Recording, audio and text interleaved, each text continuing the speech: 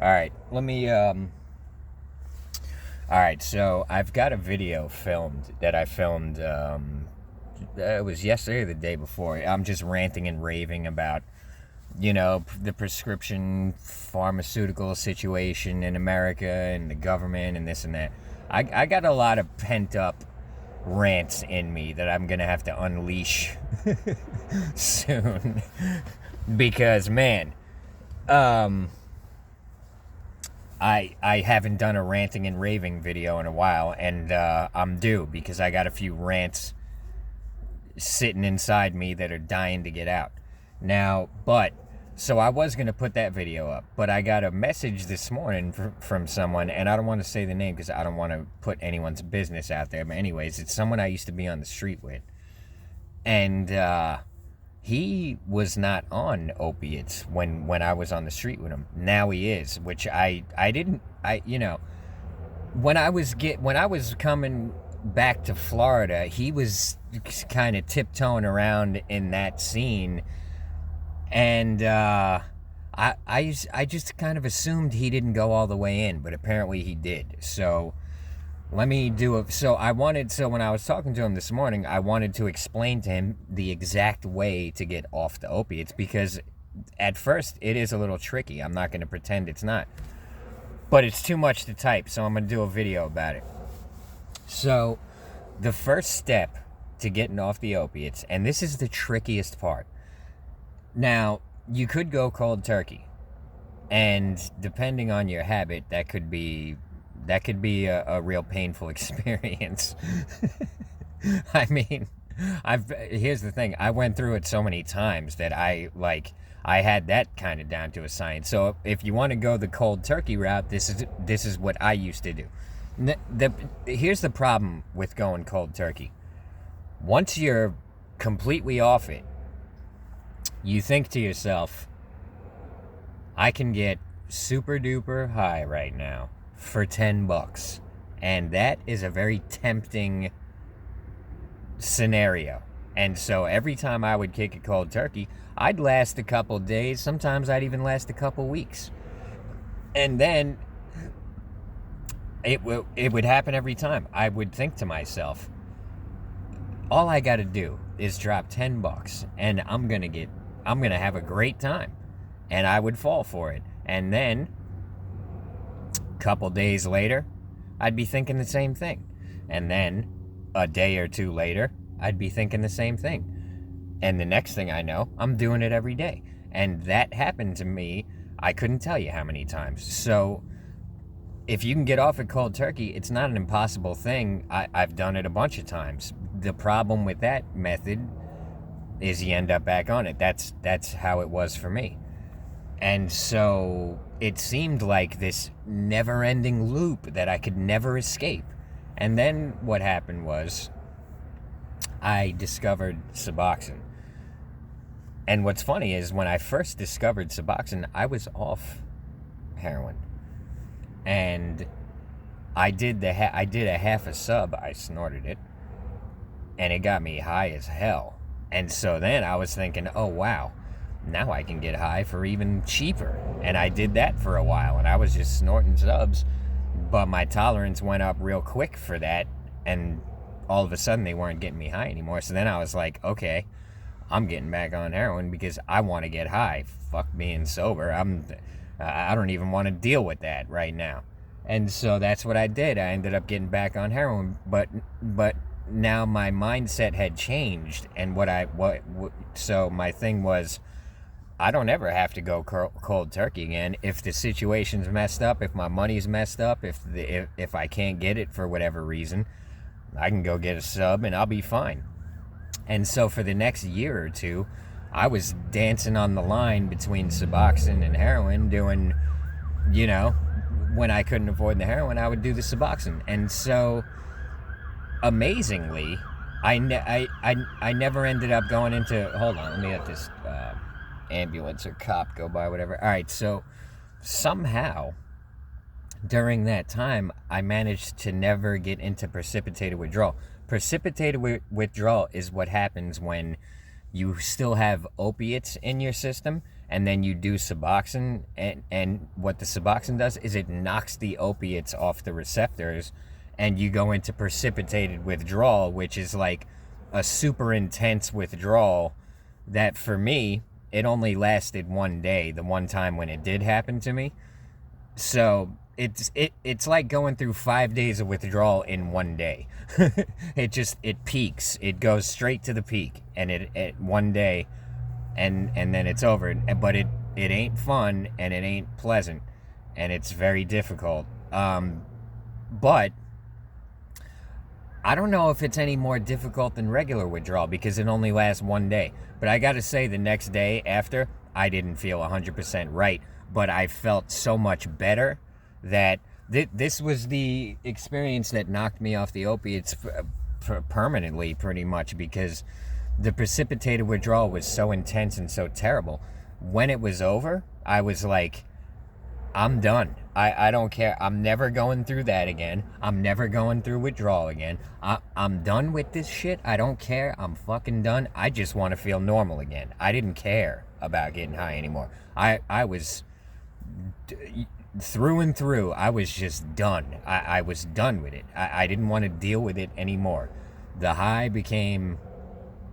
It wasn't worth it anymore for all the bullshit that came with it.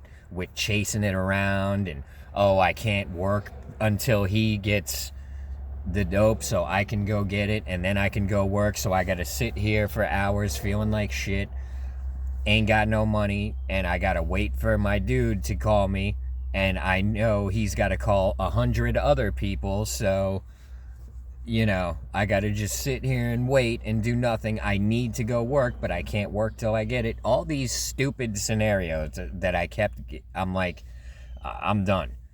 I didn't want to deal with it no more. And then with the withdrawals, and I was just so sick of it. And then the precipitated withdrawal was the nail in the coffin. I was like, I had to work that day too. I'm sitting here in the Bronx in precipitated withdrawal, knowing I've got to go to Manhattan today and do portraits at some point. I can't do it right now because I can't even stand up. I feel like such shit. And so I sat there in the apartment just wanting to die for a few hours, and then I took the train down to Manhattan. I worked. I didn't feel right. I'm not even talking to the customers. Usually when I'm doing a portrait, I'm, where are you from? You know, talking to them, small talk. This time, I wasn't saying a word. And it was like super awkward for them. I didn't care. Here's your portrait, give me my money. I can't deal with nothing else right now. And so I did a couple portraits, got enough money to where I could get some food and get some weed and go back to the Bronx and just ride this thing out. And that's exactly what I did. I got back to the Bronx, and just getting home was a huge relief. And then I forced myself to eat a little something. I don't remember what I got to eat. Then I smoked some herb. I started to feel a little normal, a little better. The next day I woke up, and I don't remember if I took more sub that day. I don't know. But I woke up the next day feeling 100 times better, still not all the way normal. But I was like, I was just so relieved to not feel the way that I did yesterday, that I was like, thank God for it. I'm going to work today. I'm going to chill. I'm going to get something good to eat. I'm going to get some more herb. And then I'm going to go back to the Bronx. I'm going to smoke myself out, watch a movie, and chill, whatever. Anything. I don't care about getting high no more. I'm fucking done with it. And so eventually we're all going to get to that point. If you're on the opiates, I believe sooner or later you're going to get to the point where it's just not worth it anymore. And here's the thing. You got to accept that reality once it comes, when it ain't worth it no more. It's costing too much money. It's costing too many problems. You're at a dead standstill in life when you're on that shit. You ain't going nowhere. You're sitting still. You ain't moving. Here's the thing. Once you get off it, life is going to start moving again. You're going to start moving towards a better future. So you got to realize whatever you want to do in life.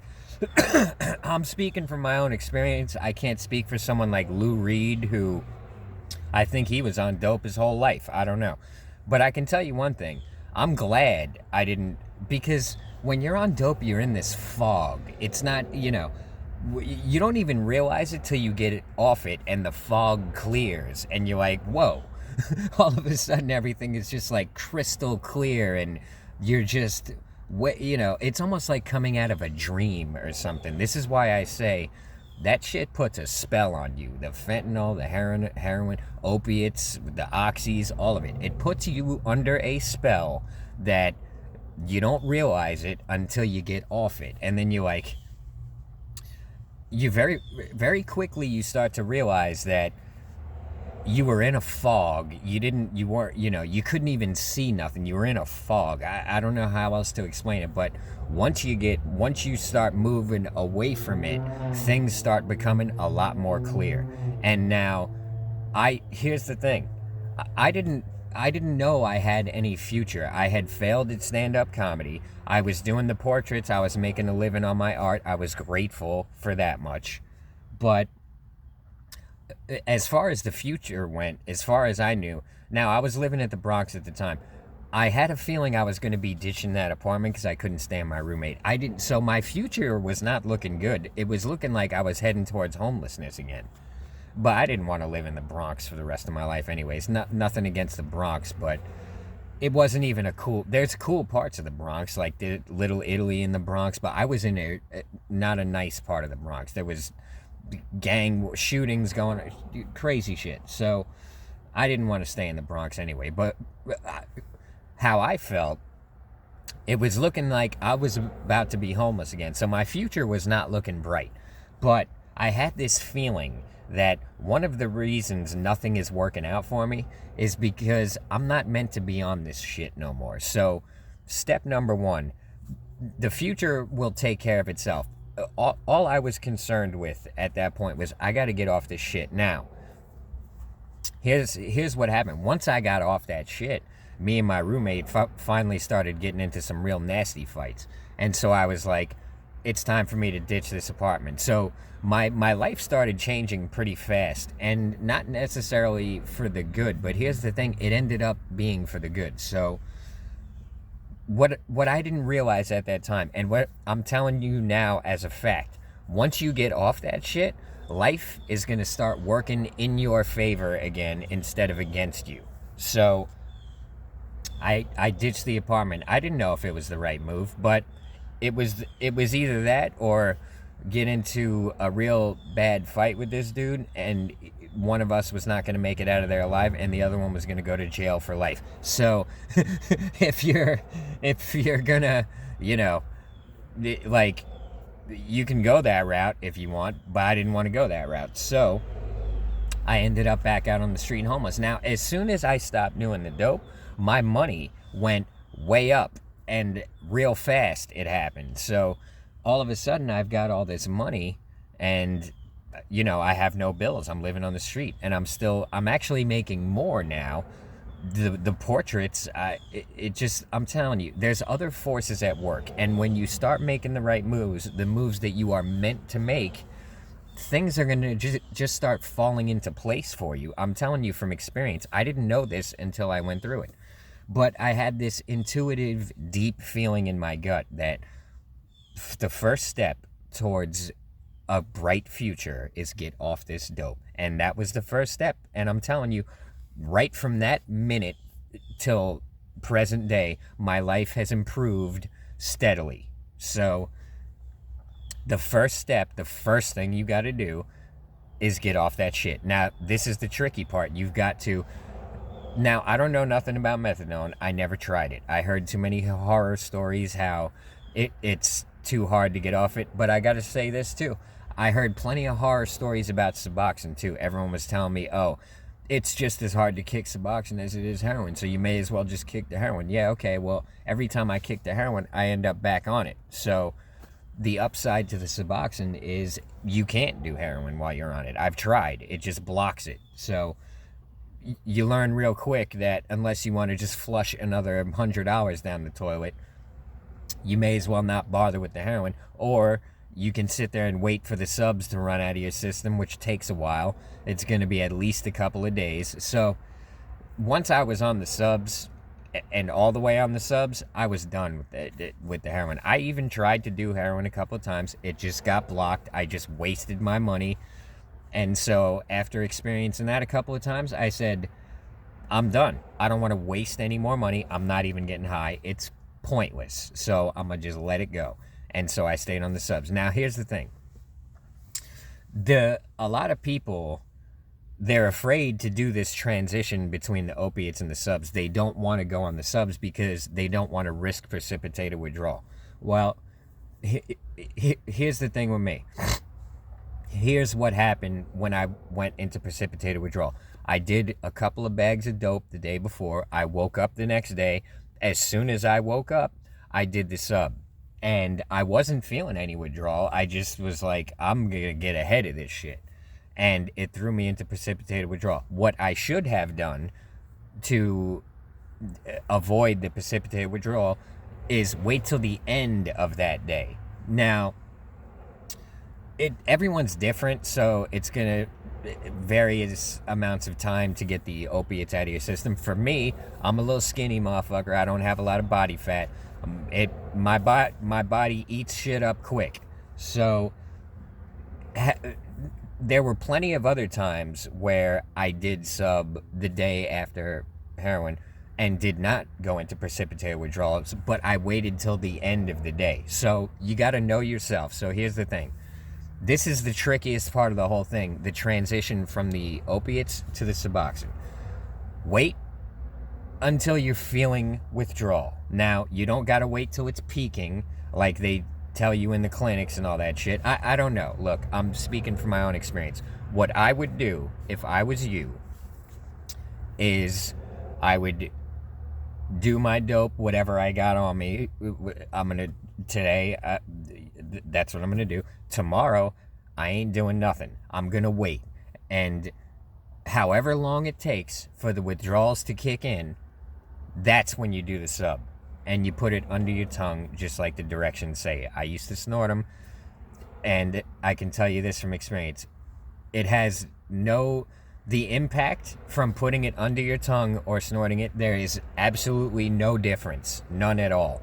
It hits you the same. Whether you put it under your tongue like you're supposed to or you snort it up your nose like a dummy, it's going to do the same thing either way. I'm telling you from experience. I couldn't tell you how many posts I read about how to get the maximum effect out of it, and everyone's telling you, oh, when you snort it, it's going to hit you harder. It's not true. I'm telling you as a fact, it isn't true. And so you may as well just save your nose because snorting it up your nose messes your nose up.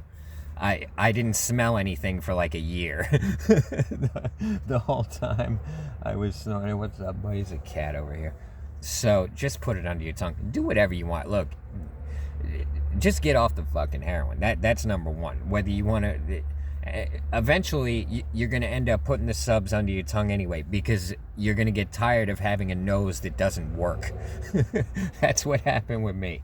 My nose was just like this block of wood. No air ever went through it. The only thing that ever went into it was Suboxone. So you may as well just start with the putting it under your tongue, dude. So anyways, now this is the tricky part. This is the transition.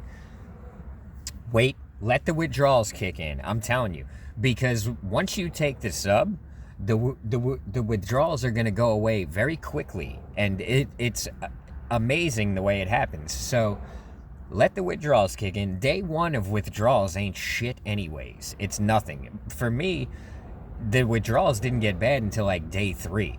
Day 1, I'm like, I feel like shit. That's fine. I don't care. Day 2, I'm feeling a little worse, whatever, I can still eat, I can still function somewhat normally. Day 3, I'm like, oh shit. And that's like, and then day 3 would be hell on earth. Day 4 would be similar to day 2, where I'm coming out of the woods. Day 5, I'm feeling pretty good. That's how it was for me with the withdrawals. So day 1, day 2, it ain't even that bad. If you gotta wait 2 days, that's what you gotta do. Look, your future is at stake here. It's a small price to pay to get your future, to get control of your life again. And here's another thing I'm going to tell you that I learned from experience. I didn't know this until I experienced it. Once you start making the right moves, you can call it God, you can call it the universe, you could call it your guardian angels. I don't care what you call it. These external forces that are way more powerful than us are going to help you out. I don't know how to explain it, but when I was on heroin, they weren't with me. I had no luck. Everything would go wrong. As soon as I started taking steps to get off that shit, things started working out a lot better for me. I was making a lot more money. Everything was just going so much better, and things were going so good. Even though I was living on the street, I was making plenty of money. I was smoking the best herb, eating the best food, chilling, playing Skyrim on my laptop. I'm homeless on the street. And, next thing I know, a year goes by. I've been on Suboxone the whole time. And all of a sudden, I realize I don't care about heroin anymore. It's like, I've told this story before. I'm going to tell it again. I was walking down 71st Street. I drank my coffee at McDonald's in the morning. And then I'm walking up 71st Street towards Central Park to go do my portraits. Not, normal day for me. I'm just walking down 71st Street, and it hits me like a bolt of lightning out of the sky that I haven't even thought about heroin in a year. Up until then, I kind of missed heroin, and I was like, damn, I wish I wasn't on the sub so I could just do a bag right now, because I kind of miss the high. That thought would occur to me here and there. And then all of a sudden, that was when I first got off the dope. I kind of missed it. I ain't gonna lie. And, I was thinking, damn, I wish the subs didn't block it, because I would like to experience that high again, even if it's just one more time. But I didn't fall for it. I didn't go get no dope. A couple of times I did. And then eventually, like I said, it didn't get me high anyway, so I stopped wasting my money on it, and I just gave up on it. And I wasn't happy about it. I was just like, it is what it is. I can't do it no more. I'm on Suboxone. It's a waste of my money. And I accepted that reality and lived my life. And then a year later, I'd say, give or take, after I accepted that reality, I realized, you're fucking over it. You haven't even thought about heroin since back then. You don't even care anymore. Like, and here's another thing that happened. Someone offered it to me, and I was like, I want to do it, but I'm on subs and it's going to get blocked anyway, so I don't want to waste my money, and I don't want it. And so that was that. And look, I'm telling you, God is going to test you too. So you got to pass these tests. Once you start passing these tests and making the right moves, you will be rewarded. Here's the thing. Whatever you want to do with your life, you got to get off the dope first to get there. This is the hurdle you got to deal with now. You got to build a solid foundation. Here's the thing. If you build the foundation while you're on dope, you're going to end up just stuck on this shit for the rest of your life. And I'm telling you, now that I'm way off it, I'm like, thank God I'm not still on that shit. I can't even believe how much I used to love it. It puts a spell on you. And once you break that spell, it's like you don't care no more. People have such a hard time staying off it because they don't go long enough. They don't go far enough away from it. I'm telling you from experience. That walking down 71st Street that day, I realized out of the clear blue sky, I'm like, holy shit, I haven't even thought about doing heroin. It's all around me. Everyone I know is doing it. Not everyone, but a lot of people that I interact with on a daily basis are on it. And I got to the point where I realized it's been about a year since I've even wanted to do it. And I was like, wow, I am over it. I didn't think I would ever see this day to where I thought I was going to miss it for the rest of my life, But that wasn't the case. I was over it, and I didn't miss it, and I didn't care about it. And I was like, wow, I am I'm done with it. I'm over it. And so the next thought that occurred to me was, now it's time to start getting off the Suboxone, because you're past it. You don't need the Suboxone anymore. The subs aren't getting me high anymore anyways. I can get high off them if I want to. I could do my whole stash right now and I'll be high as a kite. But that's not the direction I wanted to go in. I wanted my future. I didn't want the past. That was the past. And I didn't want to go back there because I know where it leads. You know that line in The Matrix? You've already been down that road, Neo. You already know where it leads. I knew where it leads, the getting high. And that's not where I wanted to be anymore. And here I am. I'm over it. Why take a step back? Don't even fucking tempt yourself. Just... you've been down that road, you already know where it leads, and it leads to the same place every time, which is broke withdrawals, no power over your circumstances. I couldn't deal with it anymore. I've been down that road. I already know where it leads. I don't want to go down that road anymore. So I felt like I've climbed 3/4 of the way up this mountain. Do I really want to jump down there and start again? Because that's what's going to happen. So no, I didn't. Instead of going backwards, I went forward and I started doing less sub. Now, as far as the sub, I was getting the pills, not the strips. Sometimes I would get the strips. It didn't make a difference to me. What I started doing that very day when I realized I was over the heroin, I said, all right, now I'm going to start weaning down on the subs. My normal dose, which was probably, I think it's hard to remember, to be totally honest. I think I was doing 1/4 of a sub in the morning and 1/4 in the evening. What I did was I took those quarters and cut a little crumb off it. And I put that aside in like a separate little bag. And so I had just the tiniest bit less than what I normally took. And I felt zero difference. Here's the thing. Suboxone's got such a long half-life that if you shrink your dose, you're not going to notice it for a couple of days at least. For me, I would shrink it down by such a small amount that I didn't notice it ever. And then after a couple of days, I'd be like, okay, I feel fine. I'm going to shrink it down again. And I didn't have a scale and I wasn't measuring it and weighing it. I was just making it a little smaller every couple of days. And I got to say, I didn't feel any difference. Zero difference. Now, every once in a while, I'd feel like I don't feel right. I'm taking another little piece, and that's what I would do. But I would never up my dose. Once my dose got down to a certain size, it never got bigger.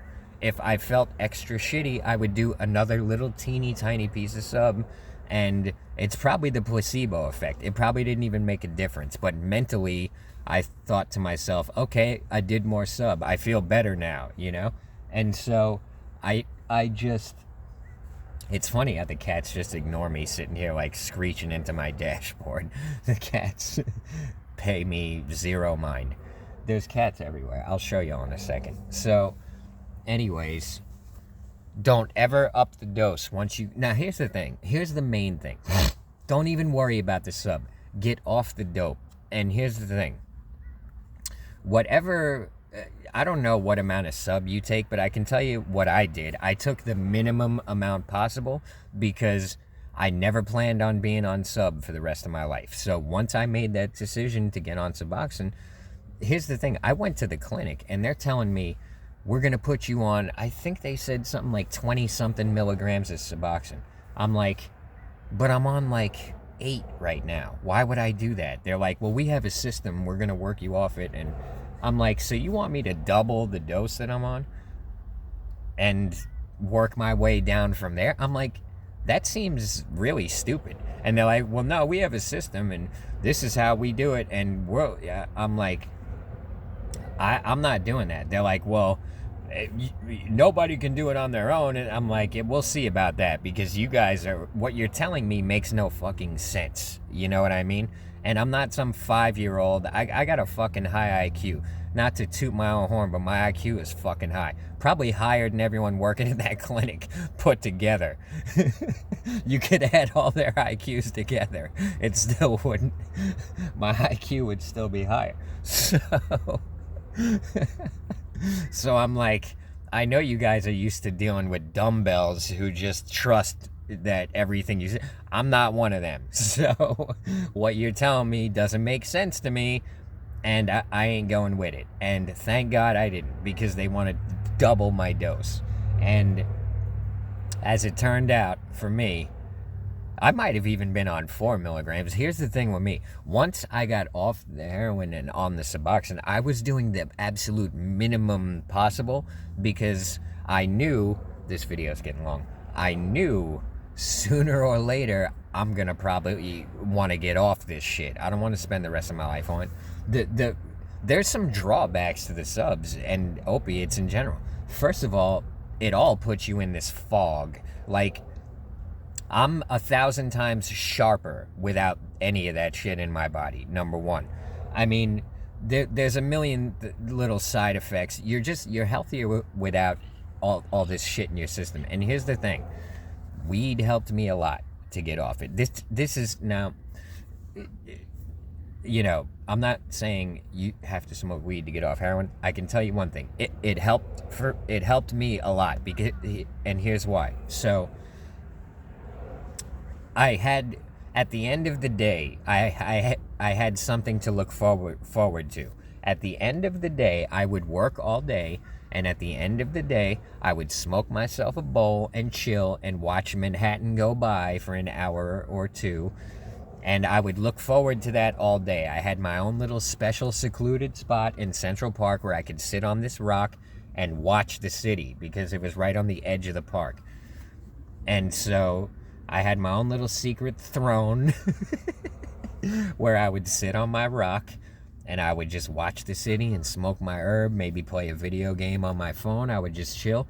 Then I would go get some food. I'd go charge my phone at Starbucks. Then I'd go to my spot at night and I'd smoke a bunch of herb and play Skyrim on my laptop, which my mind was blown by that game. So I had this thing to look forward to every day. At the end of the day, I can smoke some herb and play some Skyrim. And so, like, my focus went from, oh, I can't wait to get high off heroin, to I can't wait till the end of the day when I can just relax and chill and play my video games and smoke my herb. And so that's what helped me get off it.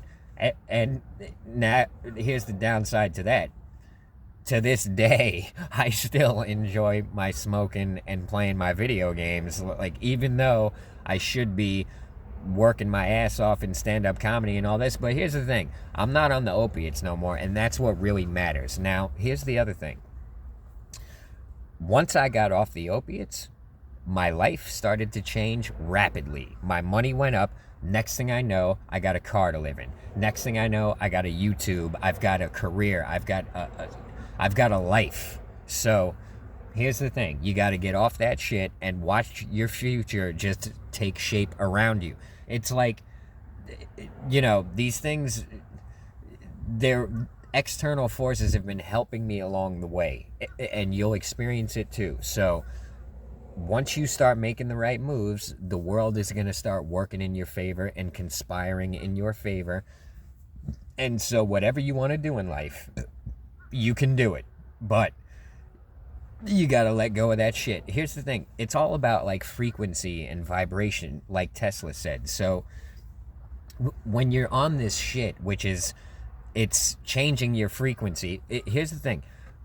You've got to match your frequency to the future you want. So do you want to be in the gutter fucking doing drugs, or do you want to be whatever you want to be? You got to match your frequency to it. And that shit is knocking your frequency down. So, you know, here's the thing with me now. I know the frequency I'm at right now with you know, chilling at the end of the day, smoking herb, playing video games. That's not the frequency that's going to get me exactly where I want. It's good enough for now. I'm chilling. But I know in order for me to get where I really want to be, I got to be super sober again, like I was when I was killing stand-up comedy in Las Vegas and New York. I wasn't smoking herb. I was doing that and that only, and I was killing crowds, and I was making a name for myself. And so, you know, for me personally, from my experience, when I'm sober, I'm like superhuman. And a lot of you guys are just like me. We are not normal people. We're on this shit which is holding us back. It's like kryptonite. You gotta let it go, bro, and watch your superpowers take shape. I'm telling you, you'll experience it, and this is what you got to do. It's up to you. Life is whatever you want it to be. You want to spend the rest of your life in this depressed state, poverty, and, you know, feeling like shit and worrying about withdrawals and this and that, or let all that shit go. Free as a bird, light as a feather, everything working in your favor, a bright future, control of your own destiny, and stop letting this shit run you around like a chicken with its head cut off. Hopefully this video makes sense. It's probably, you know, I've said a lot of like red flag type words in this one, but I hope the algorithm. This is why I don't do that many of these videos, because they don't do well, because YouTube age restricts them and shit, when really these are the videos I make that really need to be put out there, because these are the videos that are really going to help people get back on track. You know what I mean? So hopefully it gets pushed out there, man. I, you know, appreciate y'all. Thanks for the subs, thanks for the likes, thanks for the tips. And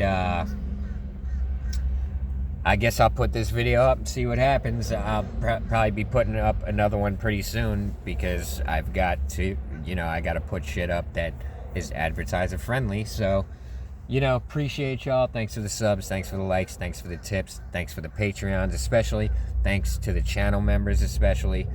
And if you want a response to your comment, try to get it within the first 30 comments. And yeah, appreciate y'all, and feel free to ask me anything in the comments. The cats are all running. What's going on?